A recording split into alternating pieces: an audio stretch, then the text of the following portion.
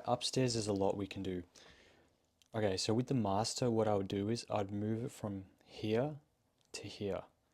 So this is a bedroom, a little bit of a nook over here.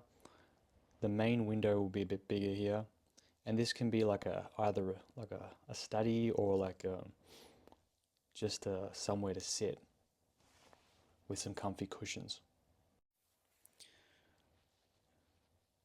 Next, I'd make the door to the walk-in robe here, and close this off, and you'd have your walk-in robe here, a bit here too.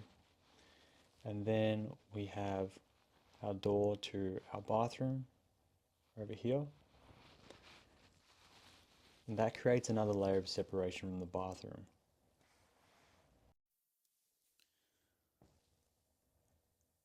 I would chuck the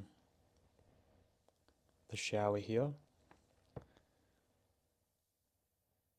the toilet here somewhere, double vanity here.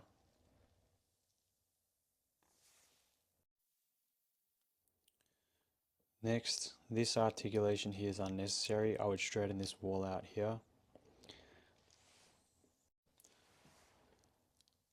That's making it a lot more complicated in terms of construction. It's adding costs and we're losing space. Move this robe here and this bedroom's robe here. And then I would move this door bedroom's entrance from here to here. Delete the bathtub, move the toilet into the bathtub's place, move this entire bathroom up, and make the entrance. Outcome is we've freed up this much amount of space. What I would do, 3-bedroom, I'd make the entrance to the bed, its robes somewhere here, walk-in linen here, still got our retreat, and we've added an additional bedroom.